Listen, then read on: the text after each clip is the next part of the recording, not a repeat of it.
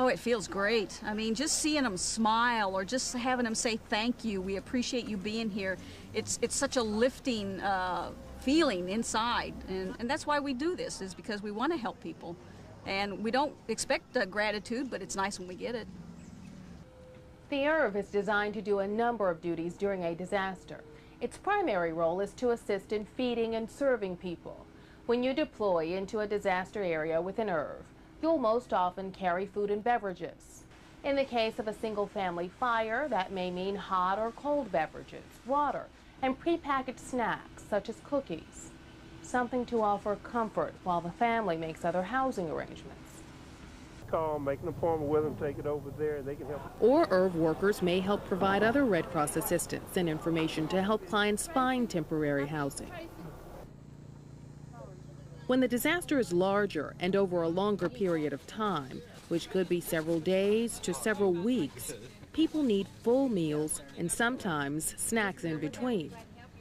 In this case, the Red Cross will establish or work with the kitchen to prepare meals and snacks to stock the ERV. You'll work with the kitchen and staff to prepare and have on board all the supplies you need for each meal or snack run. These supplies may include containers of hot and cold food, beverages, snacks, and bottled water. To serve food and beverages, there will be clamshells, utensils, and cups, and you'll want to handle the food and supplies safely.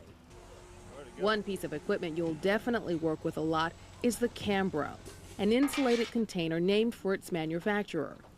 These containers hold food and keep it hot or cold. There are two kinds of Cambros, one for beverages and another for food.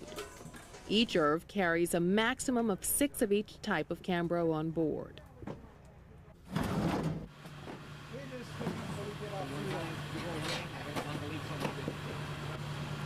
Okay, so you're going to leave the food then with us. Okay, well we need clamshells, silverware, the whole bit. The Cambro is well insulated, designed to keep cold foods cold and hot foods hot. Within the Cambro, you have these containers that you serve food from. They're designed so that you can serve without taking the entire lid off, and this makes it easier to conserve the heat or the cold as you're often out for a number of hours on a food run. This liquid Cambro weighs, when it's full, 63 pounds. The food Cambro, when it's full, weighs 73 pounds. Cambros are heavy, so it takes 2 people to lift it. We want to make sure that there are no back injuries. Once they're put into the ERVs, you have to work as a team. When they're full, it's definitely a 2-person job, and you're likely to have problems if you try to do it yourself. You have to be careful about wrenching your back, and you also want to be careful not to damage the Cambros. They're designed to stack in the ERV. It's very important that the ERV be properly loaded, because if it's not, it'll be out of balance, and when the ERV swerves, it can come loose and come tumbling down. You never want to stack more than 3 food Cambros in one place, and only 2 of the beverage Cambros. All Red Cross ERVs stack their Cambros on the street side, and you belt them down. Once they're tied down, they will be secure. They are designed to be secure. It's very important that the ERV be balanced. You want to keep all of these Cambros in place, and it could become top-heavy. You want to load the heaviest Cambros lowest in the ERV, with the lighter ones on top. It's very important for the crew to be aware of payload, because if you exceed your payload, then you are jeopardizing the safety of not only yourself as a driver, but also anyone else who might be in the ERV working with you that day. By exceeding payload, you also have a problem with damaging the ERV itself. These are very expensive machines, and by overloading them, you will shorten their life. On the ERV, good hygiene is also critical. Think of an ERV as a traveling restaurant and the clients as your guests. Practice good hygiene and use common sense. Wash your hands frequently. Wear plastic or rubber gloves. Don't eat or chew gum.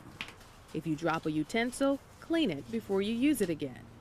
Keep the windows and doors closed to keep dust and insects out. Remember to keep the hot foods hot and the cold foods cold. Use your thermometer as indicated in your Safe Food Handling Handbook. All right, 145. It needs to be between 160 and 140. We're in good shape. And remember, hygiene and hand washing may be hard for people in a disaster, especially if they do not have clean or running water. You will generally stock the ERV with antibacterial hand sanitizers and moist towelettes to give to the public. Read the Safe Food Handling book and then review it before you go out on an operation. At the end of a run, when you're finished feeding, it's time for cleanup. You may be tired, but it's important to leave the ERV and its equipment cleaned, sanitized, and ready for the next run, the next day, or the next disaster. You would think that your job is over once you return, but at that point you do need to clean out the ERV completely. They have to take everything off the back of the ERV, any unused food. If it's packaged, it's okay. Any food that might be in the Cambros has to be disposed of properly.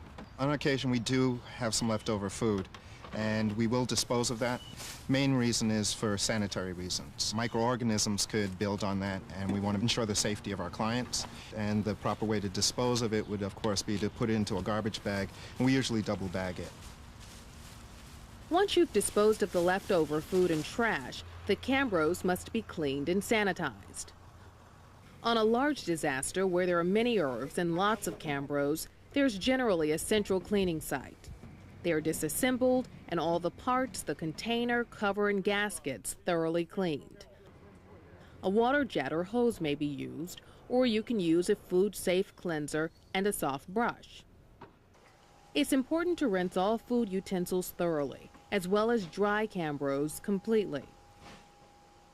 The ERV interior, sometimes referred to as the box, also requires cleaning. Use mild detergent, soap, and a soft brush or sponge. Find a source of clean running water. Park your ERV on an incline and facing uphill so the water drains out the back easily. Never use a high-pressure hose that may cause paint and decals to peel or wear down. ERVs become dirty and messy in the field while delivering Red Cross services. Fortunately, they're designed to handle cleanup fairly easily. Whether it is in the morning after a snack run or at night after you've served dinner, this aspect of the job will become part of your daily routine. All of this amounts to taking care of and using resources wisely, which is another part of our responsibility and commitment to good service. When we meet next, we'll go over some safety issues that you'll encounter as an ERV team member in the field.